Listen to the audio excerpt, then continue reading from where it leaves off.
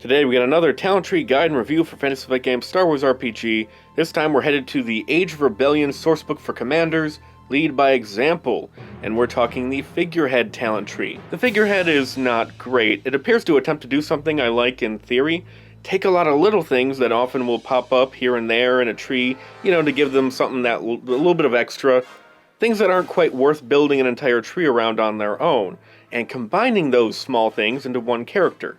Like making a meal out of sides and garnishes, which can work better than how it sounds. It's not a great comparison, but it can work.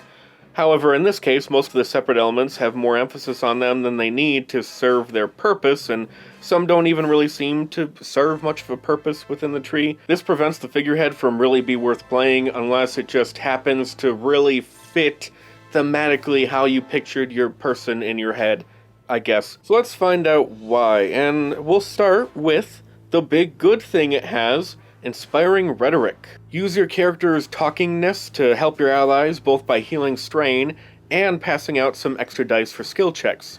It's really great once you get the improved version, which is where it tops out in this tree. No Supreme for you, unfortunately. We have a total of 5 talents helping us with leadership checks, which will make Inspiring Rhetoric even easier to pull off, than it already is. Especially when you consider that this tree really doesn't beg for a specific characteristic beyond presence. You're going to be just fine pulling off your big move as it is.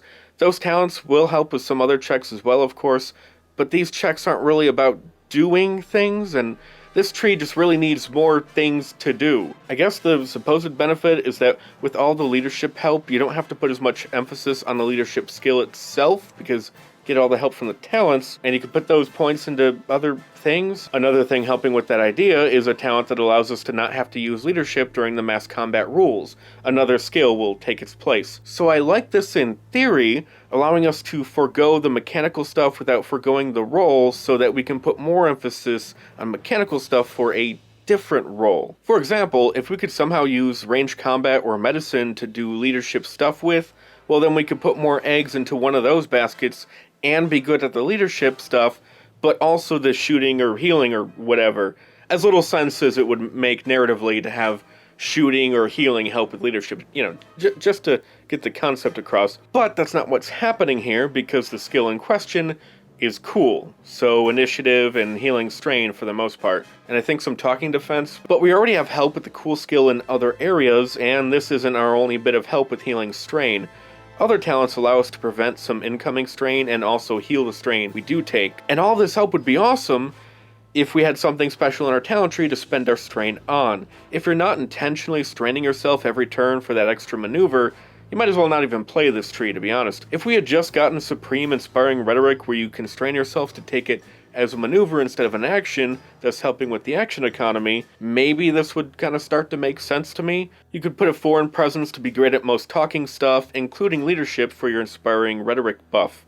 Take some strain to use it as a maneuver, and strain yourself to have a second maneuver which can be used to do something like aim, which of course means you use your action to blast someone with that aim, and presumably good to great agility. I mean, what else are you even going to be spending your points on? But without Supreme Inspiring Rhetoric, you're just using that as your action, which isn't that big of a deal. I mean, it typically isn't a spam every turn anyway, and then shoot with every other turn. Well, every turn that isn't that one, not every other turn. But anyway, you get a ranged combat skill as a career skill, so, focus on that. Oh, and you do get help with your allies with fear checks, which in my experience is a fairly rare occurrence, but the mileage at your table may differ.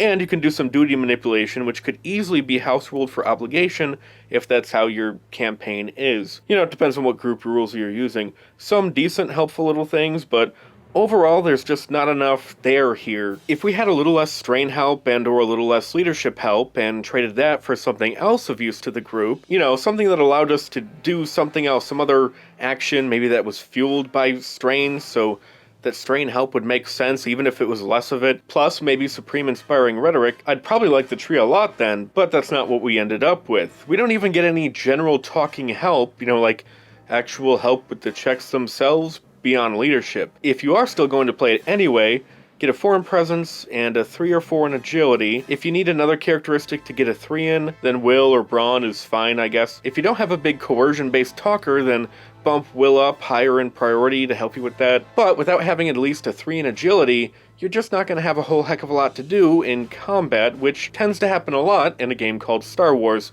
so consider that. Alright, bye.